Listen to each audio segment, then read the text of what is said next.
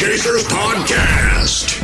Coming to you live and direct with your host and your moderator, Kevin L. Warren. This is a real sports podcast for real fans. Hey, good morning. How's everybody? Happy Sunday to you. Hope everybody's doing well here on this Sunday morning. It's another edition of the Sports Chasers Podcast, coming to you live and direct. It's the Gridiron Rundown, college football. This, edition, week five. Week five, man, got a lot to get into. But before we do that, make sure you like, click, subscribe to the channel. Make sure you also share the channel. Also on the podcast side, within the sound of my voice, make sure you also give us that 5-star. Can I see my hand? 5-star review on there. Excuse me.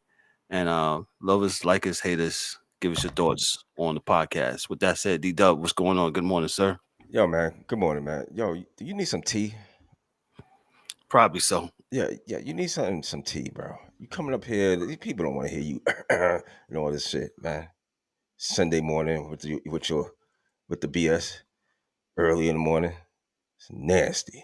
I got some water, bro. Oh, Relax. okay. So next time and I am a tea connoisseur. So, yo, what's up, man? I'm just bugging. I know, man. Yeah, he's mad from the fight last night. Even though this is not a boxing thing, we'll get into that we'll Thursday. About that. Yeah. DA from he was from Cell Block last night, but yeah, he looks like he's doing a 42nd Street photo over there. DA, what's up, bro? How are you? Good morning. Man, I'm good. I don't know why this stuff doesn't work. It's Sunday morning. Technical difficulties. Yeah. I don't want to. It happens. Until we get some. We get some guys that could do that. And, no worries, man. Don't worry. On our way. Yeah. We rise to the top, as Dougie Fresh said. Give it all you got. Give it all you got. That's all, man. Boy, we trying. Lord knows we are trying. It's all good. Hey, let's get into it. Of course, the game of the day. Number 8 USC defeats Colorado 48-41. Caleb Williams, he ties a career high with 6 TD passes. They withstand a late Colorado rally and they win the game 48-41. They was up as much as 24 points in this game, 24-28. But I don't know where USC's defense went. Shout out to Colorado, Coach Sanders, for his team hanging in there and showing some fight and coming back. Let's give you some by the numbers. USC had 403 yards of passing, 95 yards of rushing, 498 yards in total. Kudos to Colorado. They came out rushing the ball, 193 yards rushing, 371 yards passing. A lot of that is from, excuse me, there I go again, from Sanders and their running back Hankerson, man. So, D-Dub, what's your thoughts on the game as I gave the numbers? Pretty good game. Like I say, Colorado got down early. USC was making it look easy. Shout out to Caleb Williams, as he is definitely going to be a number one coming out, if not Heisman Trophy winner. But they was down. What was it? 14 nothing first quarter. And then kudos to Colorado, man. They stayed in the fight. They didn't give up. Nope. But I think half of it is also that USC, again, when you get up big, I think it's human nature at times, unless you really, really hate these, hate that team, that you ease up a little bit. And especially the Miami Dolphins. Right. And keep on pouring it on. But I think USC might have eased up. They did not play a great second half, only scoring 14 points. And in that second half of third quarter, nothing in the fourth. So, kudos. Like I said, Colorado, they got this dude, or wide receiver, Omari Miller. Yes. He definitely, put people on notice. And I think they, just to see another wide receiver out there. Yeah, he had 7 catches, 7 receptions, 196 yards, and 1 touchdown. He was fantastic out there on the field. McClain, the cornerback, did get a chance to play. He was out there. He made I thought he had an interception, but that was called back. But overall, man, what you expect? Colorado played good. Coach Prime said he was proud of his team for competing. So they go down 3-2. Said they got a couple other games that they might should get. A couple wins. Uh I think this is the last of the two games that tough games. Right. So so they'll play a couple games. But they're 3-2 now in the Pac-12. So Yep. Da is Da there? We lost Da. Da, are you there with us, sir? he was just there. Da got like 4 channels. I don't know what's going on. He's all right. Da. Hey, all right, can you hear me now? Yeah, I can hear you now. Yeah, you got all like right, 3 channels going. Go ahead. I just cut them off. Good game. It's a win-win for everyone. I think Colorado played really well. I think USC did what they were supposed to do. I think for the second half, when they put in those two babies, Colorado, they're both freshmen and they hadn't played. So what happens is the other team really you ain't got no film on them. Right. So from the wide receiver perspective, you don't really know how fast that kid Amari is until he's on the field because you haven't seen him. He hasn't played. Got no film on him. And the other kid was 5-star. Everybody knows who he is, but he wasn't really playing, right? And he's a good DB. So they're going to be hell when old boy gets back because I think it'll be him, the kid Cooper. They'll probably move Cooper to slot, and then old boy will be on the other side. They're going to be pretty good. Oh, Jimmy Horn Jr. Yeah, in the back. So as far as the wide receivers are concerned, they got a lot of speed. They catch the ball, don't drop a lot of passes. And it was a big game, and they looked like they was ready for the game. Deion Sanders said this about maybe a week or two ago. He said he don't have the big boys in the middle, and he don't. But they battled hard, and a lot of people have, at least from the lineman side of it and transfers that they have in right now, may have gotten themselves jobs for next year. Mm-hmm. Yeah. But in the NFL, because fighters are what dudes want in the NFL. Because everybody's big, everybody's strong, everybody's fast. And I got to give props to the second half for the coaching of Colorado and whatever they did, whatever they switched, besides players to make things jump the way it did. So kudos to them, man. It's a win-win. Good for college football because you want to see competitive games. You don't 40-17, and you don't want to see any of those games. And I think that's what the NCAA is trying to sell is good games. So it's a win-win for college football. I'll say this, and this is from CBS Sports. This is from Deion Sanders, a quote. He said, "If you can't see what's coming with CU football, you lost your mind." The Buffaloes coach said, "You just a flat-out hater. If you can't see what's going on and what's going to transpire over the next several months, something's wrong with you." I totally agree. I'm with DA, man. I like the fight that they show. I like the whole week preparation. Even though we all know, USC should win this game, but the fight and like D-Dub said, there was so many positives with this. Like I said, I like Jimmy Horn Jr., man. He was great. 7 receptions. He had 2 TDs, 84 yards, man. So like you said, on the offensive side of the ball with the receivers, they got some dogs over there, as they would say, man. So shout out to the Colorado Buffaloes. Oh, and also to Michael Bristol, I just want to say I didn't mean literally they didn't know who they were, meaning to say that they didn't have a lot of film on these two kids playing a lot at this level. So yeah, that's it. Shout out to my main man Mike Bristol for chiming in. Thank you, Mike. Appreciate you, bro.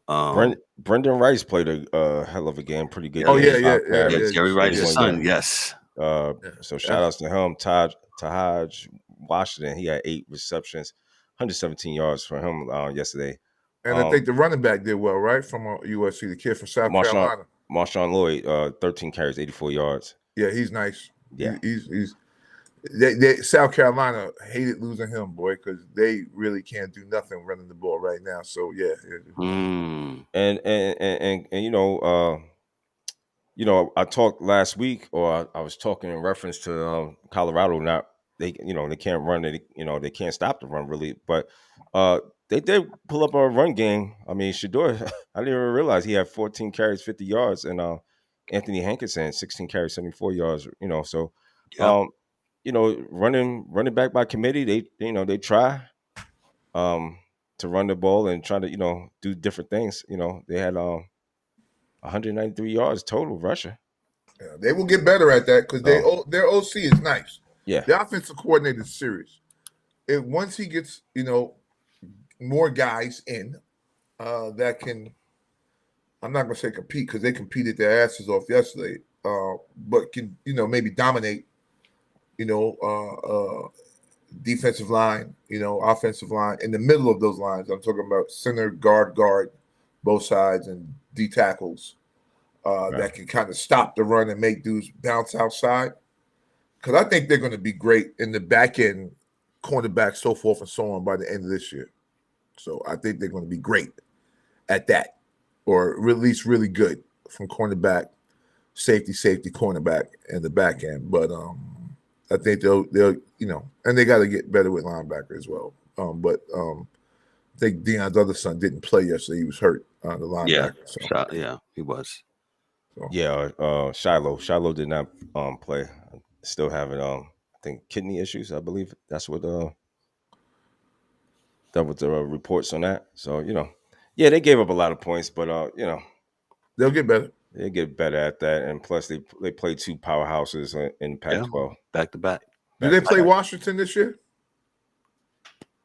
No, not yet. Did you say do they play? I will have to look it up real quick. Yeah, Washington. That offense is probably the best offense in that conference. So, so we'll see. You really don't want to meet them giving up 90 because they may put up 90 themselves. So, just to see Washington. You mean Washington State? They play They'll Washington beat State. They're not playing. Washington. They're not playing Washington. Not okay, this year. Cool. Mm-mm. Yeah, I think they can get Washington State. They can't get Washington, though. But okay. I mean, but for the next couple of games, they're I mean, from looking at what they got, and this is talking about Colorado, they can handle Arizona State, they can handle Stanford, they can handle UCLA. Now UCLA is going to be a hard one. That's going to be a hard one. You think it's going to be a hard one for them? Yeah, they got a good team. Well, they at UCLA on that one, so Oregon State, Arizona, Washington State, Utah. So that's They said Oregon State. Yeah, they got Oregon State. Okay, so I think they may get UCLA. They ain't gonna get Oregon State. So. Yeah. We like to accommodate all those that chime in. Mike Bristol, he just brought up the fact about what about Miami football? Yeah, Miami football, they're doing it right, man. They beat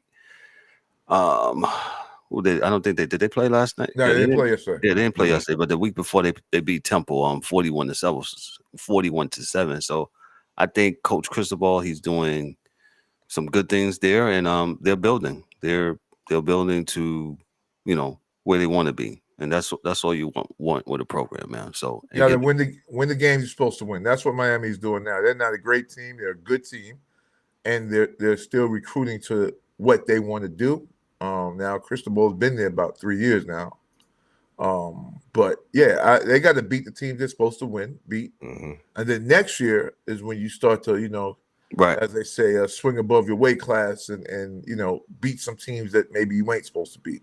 You know what I mean? So we'll see, because the schedule for next year has been out for, they know what it is for the last 2 years. So I think it's 3 years in advance. So they know who they'll be playing next year. It's just, how do they, how well do they do at it? Whatever teams they're playing in the near future. So, gotcha. Again, thanks for all those that's watching on YouTube, Facebook, Twitter, Twitch, all that. I appreciate you. Don't forget to don't miss our show tomorrow night at 7:30 p.m. as we do the Fourth and Short segment. That's the NFL segment where we talk about all the games that happened on today. In fact, there's a game going on this morning. I think Jacksonville's up 7-0. That game's in London. Don't miss that show tomorrow too, as we break down. We give analysts on the games on Sunday. Let me move on to the next college football game that we're going to talk about today.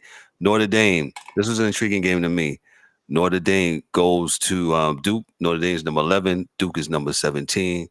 Shout out to Duke. They was 4-0 before this game. This was a very good game. It came down to the last pretty much to what happened to Notre Dame last week. They kind of reversed it on to Duke. Let me just read this. We got the losing on a last-second touchdown. Notre Dame came up with a clutch winning moment on its own. Audric Estime slipped through a crowd and broke free. If you didn't see this play, this was really amazing play for a 30-yard touchdown run with 31 seconds left, capping a 95-yard drive that lifted number 11 Notre Dame past number 17 Duke 21-14. Talk about the transfer portal. The transfer portal has absolutely galvanized, to me, Duke football. And shout out to, which is regularly a basketball school, right? Anytime you think about Duke, you think about it as being a basketball school. But hey, Duke is doing some things. I'll throw it to D-Dub. What's your thoughts on Duke and Notre Dame? Yo, that run by Audric Estime, I mean, kudos to him for the vision that he had, because he was bottled up and he just, broke off, went left, then turned around and found a way. Man, kudos to his vision. Kept his feet moving. Absolutely. Kept his feet moving and scored, man. And that was pretty much it. He said goodnight to the Duke fans. And, yes, he did. He waved bye-bye. Good game. Sam Hartman, 15-30, 222 yards. Hey, as I say again, no turnovers, no interceptions, man. And, if you can manage the game like that, good deal. Riley Leonard for Duke, he was 12 of 27, 134 yards, 1 TD and 1 interception. Made one mistake, but Duke, hey, 21-14. That, listen, man, I'm Nothing good with that. Of. Nothing to be ashamed that. Nope. You lost by 7. Duke is on their way. They played a number 11 Notre Dame team. They was 17, so hey, they kept it close. So again, they're really nothing to be ashamed of. They'll only get better, and like you said about the transfer portal. Yes. I think it's probably the best thing that happened to college football. Oh, but you're not a traditionalist. What happened to tradition? Listen, man. It died this morning. Again. It died. Yeah, it died. And like I was telling, me and DA talked about that, I believe yesterday, when I was talking about, competition, man. I really don't mess with college football like that. But because he's on record saying that, yes. I don't mess with it because the competition is awful. But when you have competitive games like that, I'm here for it. But some of these games, some of these teams should not be playing some of these other teams, and that's just what it is. We'll see this when these conferences start merging with one another, and they have to play one another. Yep. And we'll start seeing the end of that. DA, your thoughts on your all-time favorite college football team, Notre Dame? I'm saying that with tongue in cheek because he cannot stand Notre Dame. Go ahead, Notre Dame and Duke, bro. What you got for us? Good game. Duke played very well. They both played a good game. It was a smash mouth type of game. Who was ever going to be the most physically imposing was going to win the game and make the least amount of mistakes.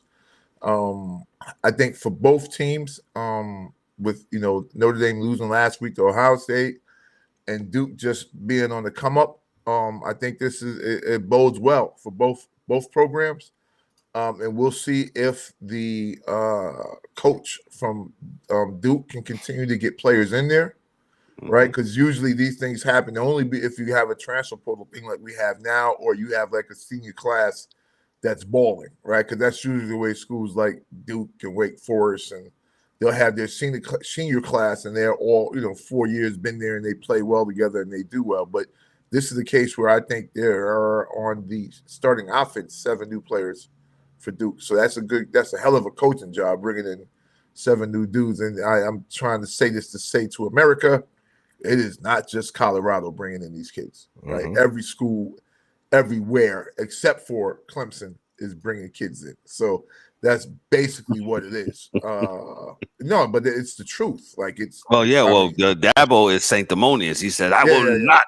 It's fine. Bring in no transfers. Okay, you're going to be a dinosaur, sir. I'm with them, and whatever you want to do, Dabo. But if we're talking about schools like BYU, where you have to be a Mormon to play there, and you're bringing in transfer portal kids, something's going on. right? Well, Because you got to be a Mormon to go to BYU.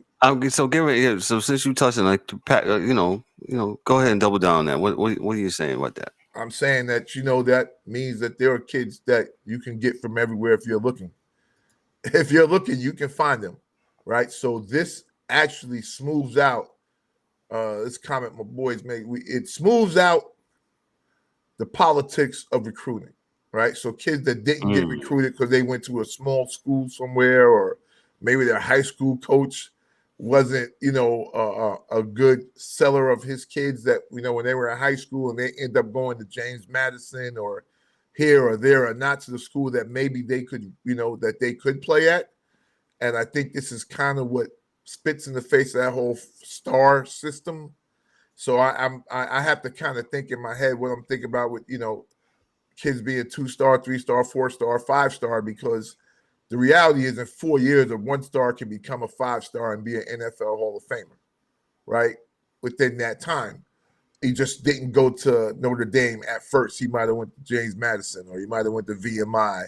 So he goes there for 3 years, and with the transfer portal, if he kills the league that he's in and has good tape, he can then send his tape to Notre Dame.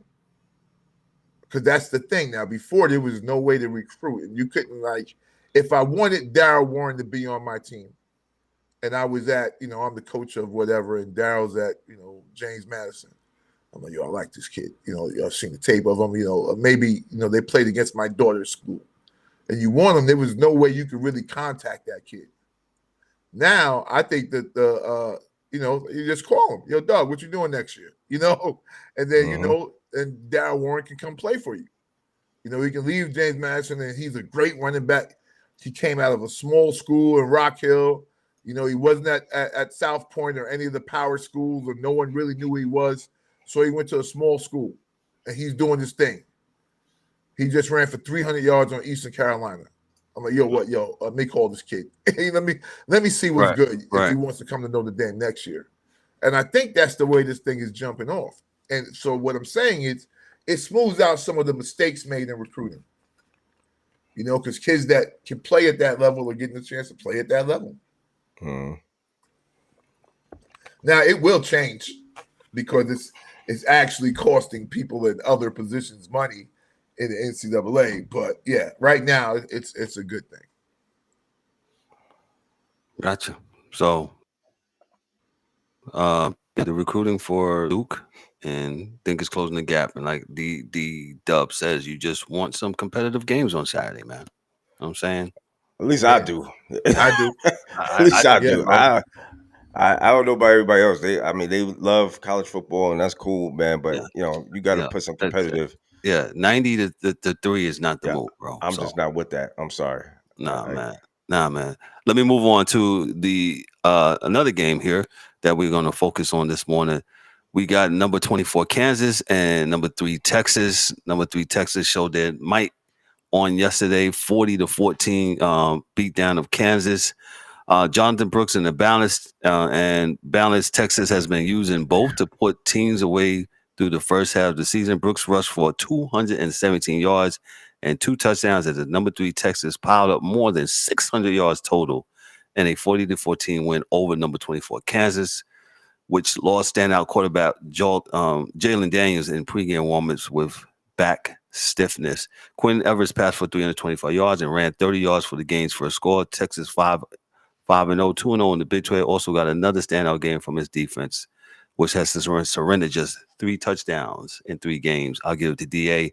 Your thoughts on Texas and I think Kansas? Is Texas back? Is Texas football back, bro? No, they were back last year. There's just the quarterback got hurt. So, good team, good recruiting. Transfer portal, NIL, all that. They take advantage of it all. They've got that money. I do believe though at the end of the day,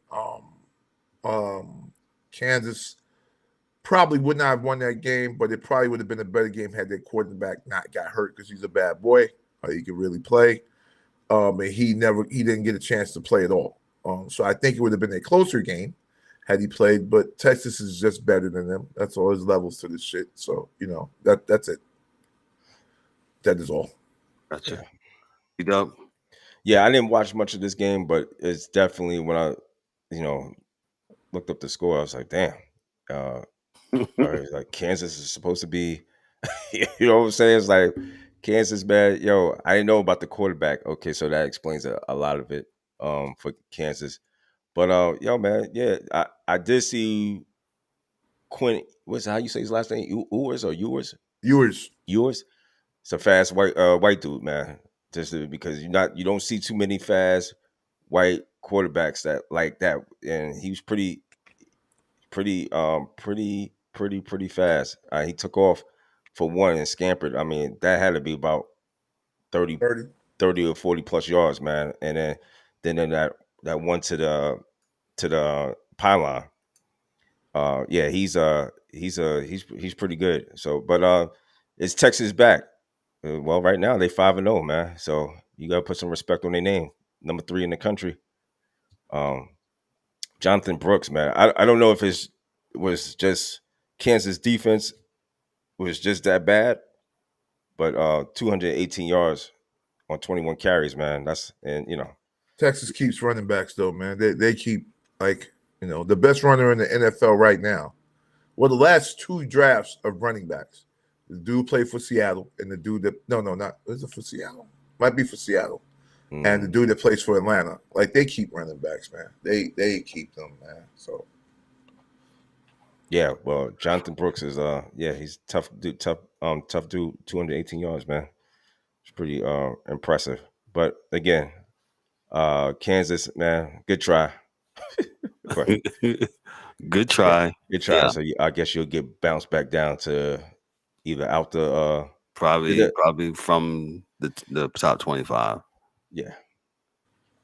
So that's all I got. There was a lot of other games. Like I said, we really don't chime in on the other games that doesn't really how can I say it, that are not good. The Georgia Auburn game was good. Yes, that was a good game. Yes, 27-20. That was and Auburn gave those cats all that they could handle. Yes, Auburn, they bring some big dudes, B. Hey, Auburn is big. I mean, you look. They showed the picture of their line, man. I'm like, good gracious, man. They look like NFL players, like they're ready to go. Oh, they are. They're very serious. And Kentucky, man, got to big up their running back. I think his last name was Brown. Ran for 280 yards yesterday on Florida. Almost broke the record there. So for them, I got to give him some props, man, for that. And Georgia props for staying number 1. Is no moral victories in this game, man. Either you win or you lose, and they won. So. Yeah, what's his name? Ray Davis, 26 carry, 280 yards. Yeah, that's it. Sorry, sir. I don't want to say I said your name wrong. I apologize, Mr. Davis, man. Yeah, Ray Davis, 26 carries. Kentucky, 75 yards. Yeah, Kentucky. What was that? 33-14. Yeah, over Florida. Florida, to me, they keep flip flopping them back. I don't understand what's Well, Florida, I mean, they look good against UNC Charlotte. I mean, shout out to UNC Charlotte. UNC Charlotte, they had nothing to be ashamed of, man. They lost by 14. So as far as I'm concerned, Gators, I don't know what y'all doing over there, man. They have of the big 3 Florida schools, I think they're probably the furthest behind in the NIL recruiting whatever thing, because why is Florida that? State? I don't know. Probably because Florida State and Miami are getting all the kids. I don't that could know. Be it. I don't know. Because Miami's there, Florida. I mean, now Florida's going to So we look at the. There's going to be a lot of change this week. I think Florida drops out the top 25. I think Kansas drops out the top 25. Missouri will probably move up. Tennessee will move up, I guess. I mean, they beat South Carolina. It's not that good. Mississippi is going to move up. Oregon State's definitely going to move up because they beat Utah. Miami. Hey, what time do the rankings come out? Did the rankings come out like now? Nah, they don't come out. I don't think it comes out tomorrow. Okay. Tomorrow. All right. Duke is probably going to go down. Washington State. Oh, Washington State is ranked. I'm talking about like Colorado going to beat them. Washington State ranked. They're 16. Yeah, That might be a problem. Yeah. That might be a problem for Colorado. USC is good. Oklahoma won. I think LSU lost, so they're gonna get dropped. They lost. They're 13. I think they lost to Ole Miss, right? Yes. Yeah. Alabama won. Notre Dame won. Utah lost. I think. We're getting ready to talk about Utah here in a second. Okay. In fact, let me take it away since you set me up there. Number 19 Utah defeated. Number 19 Oregon State defeated Utah 21-7. In Corvallis, Oregon, with a bold 4th and 1 play for a touchdown. Number 19 Oregon State showed it wasn't going to let one loss define the season. Out of a tightly bunched formation, Beavers quarterback DJ Ugalele faked a quarterback sneak. If you didn't see this was good too. I didn't watch much of this game, but I saw the highlights to it. This was like one of the best fakes you can watch. Faked the quarterback sneak and pitched to Silas Bolden, who ran 45 yards for the score. That all but sealed the Beavers' 21-7 victory over number 10 Utah on Friday night. So this game was on Friday night. But I saw the whatchamacallit to it, and this is what it is, man. So it was a good setup. Yeah, faked the quarterback sneak, pitched it with the right hand. One of the best I've ever seen. I mean, he totally faked everybody, and that running back just was gone. So, what can you say, man? I believe that Damian Martinez on that play, if I'm not mistaken. But good design, good play design, and shout outs to Oregon State. Utah goes to what 4-1. Yep. Yeah. 4-1. So, and still in the, I don't know how many spots they're going to drop, if they drop, if any. No, I don't think. Yeah, they may not drop much because it's a ranked team. So 19. So Oregon, 19, and Utah was 10. So And DJ, golly gee, go ahead, Kev. Say his name for me, please, sir. DJ Ugalele. Yes. Yeah. Ugalele. Yeah. Yeah. Just for everyone that don't remember, he was the dude that he left Clemson. He was Clemson's quarterback last year, and he left. Right. Yeah. So he bounced from Clemson. So as I guess the transfer portal, I guess Dabo, whatever. It wasn't working out. Whatever it wasn't working out there. So he bounced. He's a big quarterback, 6'4", 252. So Yeah. So DA says the rankings come out on Monday. I thought they came out today. But to give you a little rundown before we get on out of here, next week Georgia faces Kentucky. They're number 1. Michigan faces. Yeah.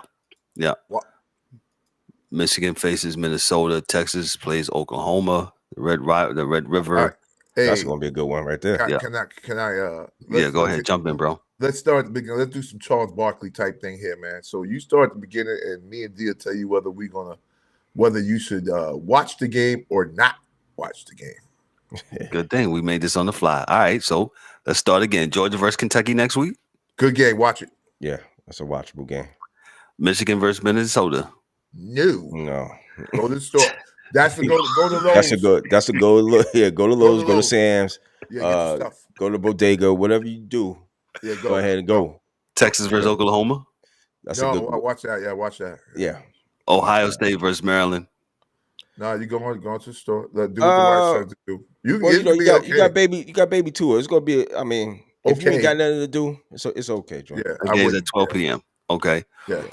Florida State versus Virginia Tech. Nah, you can go out. Do what your wife say. Florida State should smash them. You got Penn State versus UMass. Oh, definitely. Go out. Go wash your car. Yeah. Yes. Go pressure wash your house. Yes. You got something to do. Do it. Seed your lawn. Seed, weed a seed, whatever, aerate, whatever you got to do. Yes. I love that you made this up on the fly. We're going to do this every week. Thank you. Washington versus Oregon. Good game. Live scoring. Yeah. And since it's a Pac-12. Pac-4 game, it's probably going to come on late, so you'll be able to watch it. So Yeah. USC versus Arizona. now you can do something else. Yeah. Arizona. Yeah. Number 9, Oregon faces Washington. Yeah, that's a good game. Yes, Yeah. that's good. That's a good one. Yeah, you go watch that. Yeah, you straight with that. Utah versus Cal. Nope. Find something to do. Utah Okay. versus Get Cal. a good book. Get a good book. Yeah, Utah Kendall. Utah should smash them as far as I'm Yeah, concerned. yeah. Notre Dame versus Louisville. Yeah, Louisville always has a good quarterback, and they got some good players. And Notre Dame is susceptible to losing a game to a team that they should be. Yeah. But I wouldn't watch this. Yeah. Like you know what you do? You check in on this one on YouTube or wherever. Just check in on it. Yeah. And if the score looks crazy, then you turn to it. Shout out to CBS if you got the sports tickers. Just look down, glance down at it. That's right. CBS. Yeah. And if you need it, then go do what you need to do. There you go. Yeah. Go to our page. We got the sports ticker on there. You know what I'm there saying? You go. Yeah. Our website has the sports ticker. Yes. Yes, sir. Let me go. Alabama versus Texas A&M. That should be a good game. I don't think Alabama's really that great, and Texas A&M is not that bad. They're not ranked, but they're not ranked. But that's a rivalry game. Yeah, exactly. So you can expect anyway. If you're into anyone, if you're what's that alma mater? Yeah. If you're belong to any one of these two teams, it's a good game. And these coaches used to talk hot whatever to each other, man. So that's it. LSU versus Missouri. That's actually going to be a better game than folks think. Game's at 12 o'clock. Yeah, well, it's early, so maybe while you're cleaning up the bathroom or whatnot, you can have that on. No. And if you're not doing nothing, no cleaning on a Saturday or nothing, you're just disgusting. That's what you should be cleaning and doing something. Wash your ass. You should be washing something. Oklahoma versus Texas. Let me move on. Oh yeah, that's it. Red River. Yes. Yeah, you straight with that. We said that. North Carolina versus Syracuse. Syracuse. I watched them a little bit yesterday, man, and I think they stink. So, but North Carolina plays no defense, so it could be a game that you could watch if you're not doing a whole bunch. Yeah. Washington State versus UCLA. It probably mattered to the people that that are alma maters of both teams. Yeah, Washington State should win the game, though. Yeah, 100%. Yep, they're number 16. And Duke versus North Carolina State. Duke. I don't even know North Carolina State was still playing D1 ball. Yeah. Yeah, Duke should win that one. Miami versus Mike. We got you here. Miami versus Georgia Tech. What? Let's see what you're gonna be doing. The game is at 8 o'clock. If I know, he'll be done. So he's gonna be in front of the TV. So don't worry. 8 p.m. He don't watch this car already. So I already know him. He don't what he did everything. So he'll be in front of the TV. So he's gonna watch the game. But I mean, it's on national. It's a 8 o'clock game, Kev. You said? Yeah, it's an 8 o'clock game. Yeah. Two ice cubes and something brown in the cup. That's all. There you go. Gotcha. Oregon State versus Cal. Oh, no, don't watch that. Yeah, Oregon State, Cal. Ole Miss versus Arkansas. You can if you one of them Southern boys that like SEC football, but I would be doing something else. Tennessee versus Texas A&M. Well, I'm getting to the 14. That's the 14. Never mind. That's the 14. Florida versus Vandy. No. Hell no. Missouri versus LSU. What is that? Isn't that a rivalry? Game? It's both SEC, but it should be okay. That'd be all right. I mean, all right. Let me round it out. Kansas, who just got their butts beat. UCF. Who cares? Man? And Fresno State versus Wyoming. What time is that game? It's 8 p.m. man. I'm not watching. Man, let's get on out of here. DA, appreciate you, bro, for making that up on the fly. I like that. We're gonna continue doing that. Should you or should you watch? I guess that's what we'll call it, man. Thank you for all those that tuned into to our college gridiron rundown of college football, the Week 5 edition.